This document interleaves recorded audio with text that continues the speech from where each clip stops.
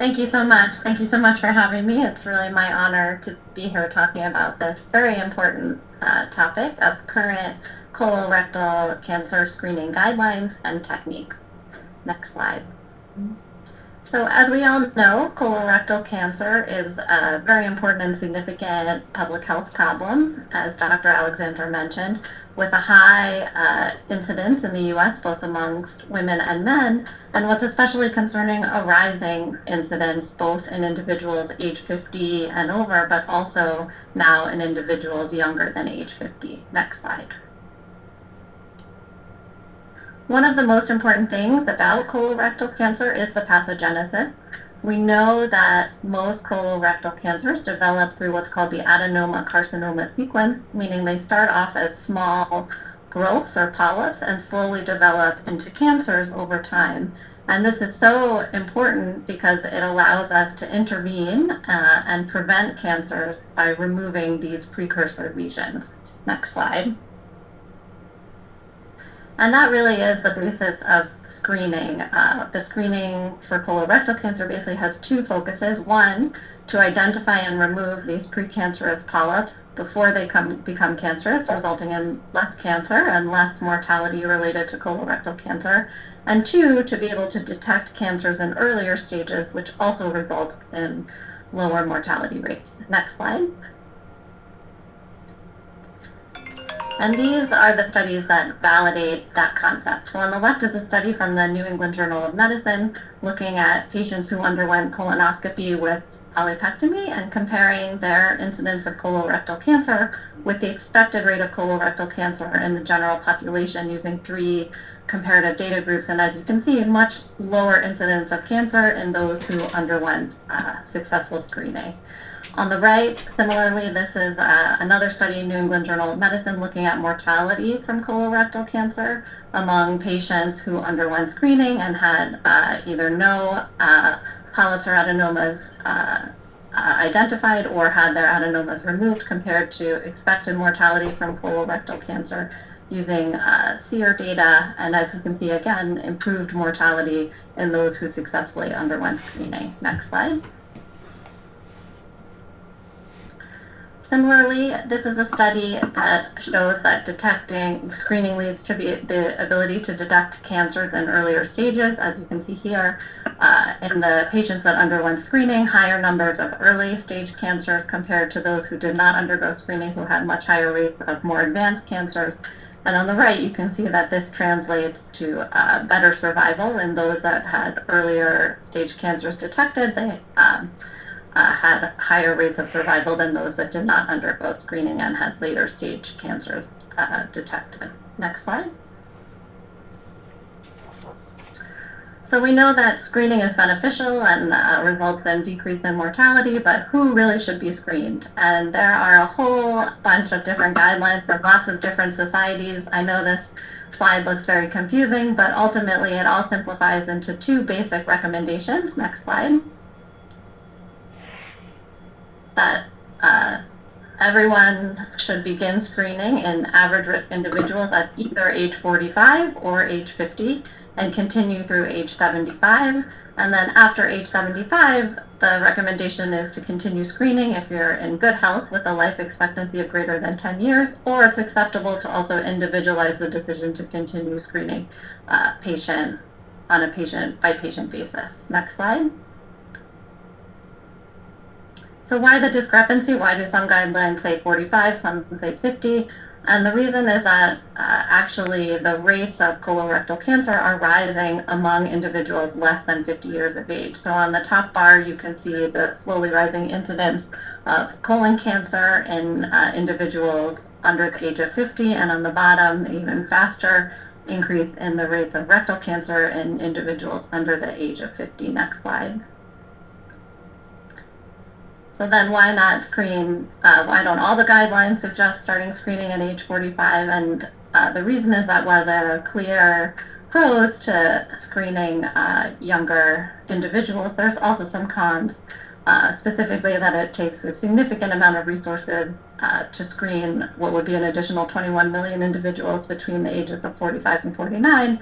And it also may detract from efforts to screen individuals age 50 and older. However, it is the newer guidelines that are recommending earlier screening ages, and I do think we're going to see more of a shift as the other societies update their guidelines to starting screenings a little bit earlier. Next slide.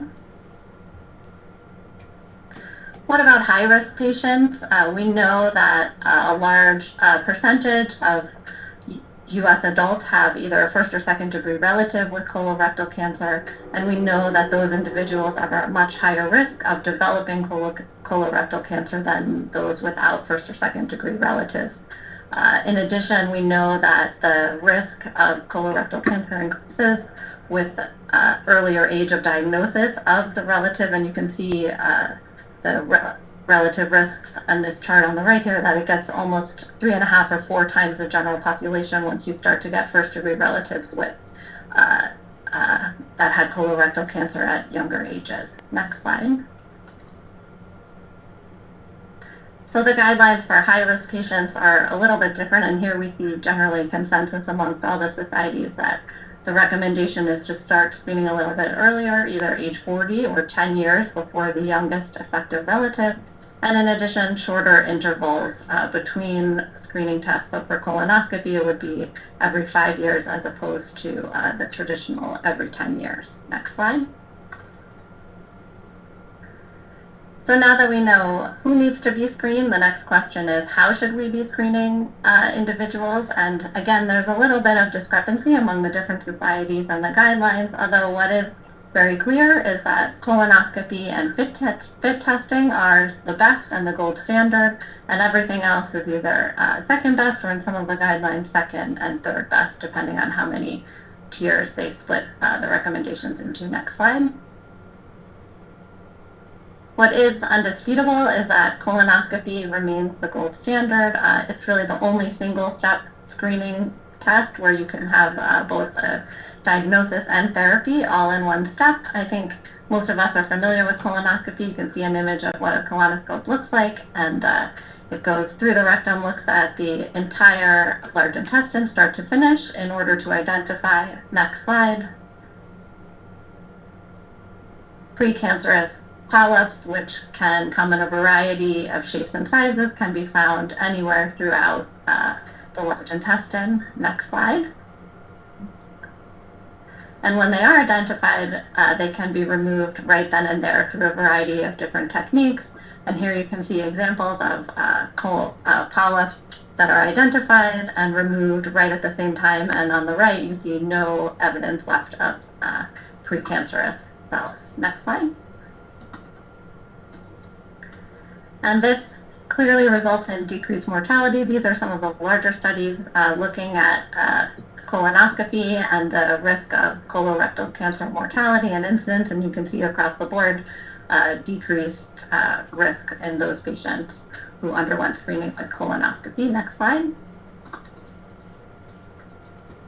And again, this actually comes from the newest published guidelines earlier this year, just kind of summarizing some of the largest studies looking at colonoscopy and the benefits of screening. And you can see across the board dramatic risk reduction, mortality benefit. So colonoscopy is certainly an excellent screening test. Next slide. However, no test is perfect, and colonoscopy does have its own set of complications. I've listed some of them here, but overall the complication rates are very, very low, and the benefits far outweigh the risks. Next slide. Stool tests are also important in colorectal screening, and there's really two main types, the FIT testing and the MTS-DNA testing. FIT testing, or fecal immunochemical testing, detects microscopic blood in the stool, and MTS-DNA testing, which for those of us who watch TV and have seen the commercials, probably we would recognize more as Cologuard, looks not just for microscopic blood in the stool, but also a variety of different DNA mutations. And these stool tests have several advantages. They're safe, they're non-invasive, they're painless, they do not require the patients to take a bowel preparation ahead of time, which means they're convenient, they can be done at home, and they're not affected by diet and medications the way some of the previous fecal occult blood testing was. However, they are two-step screening tests, meaning that a positive test requires an additional follow-up colonoscopy, and they can be expensive if they are not covered by insurance. Next slide. Amy, we have about just 1 minute left. Okay, so this is a study, I'll just go very quickly, meta-analysis, 19 studies evaluating FIT testing. You can see pretty excellent sensitivity and specificity. Next slide. This is similar. This is a study that incorporated about 10,000 patients, showing pretty excellent sensitivity and specificity for the MTS-DNA. However, the reason that this is really a second-line test and not part of the gold standard is that it does have quite a high false positive rate, almost 10%. Next slide. I'm just going to spend one slide here talking about some of the other options, CT colonography, colon capsule, both also two-tiered tests, meaning that if a positive test is identified, a follow-up colonoscopy is needed. But unlike the stool test, these tests do require a bowel preparation ahead of time, which means that if you're doing two tests, that means two bowel preparations, and they're generally considered only approved for those who cannot undergo gold standard testing. Next slide. And this is just a summary. I'll just leave it up here for a couple seconds since we're a little short on time, summarizing the characteristics and the pros and cons of each of these different screening tests. Next slide. So in conclusion, colorectal cancer incidence is increasing, also not just in those over 50, but in younger individuals. The adenoma-carcinoma pathway gives us unique opportunity to prevent cancer by removing precursor lesions. Screening has been shown to decrease mortality by identifying and removing precursor lesions and diagnosing cancers in earlier stages. Screening should begin at age 45 or 50 in average risk individuals and younger in high risk individuals, and should continue through age 75. And colonoscopy and FIT testing are the gold standard screening tests, with MTS-DNA, CT colonography, and colon capsule being second and third line options. And I will stop there.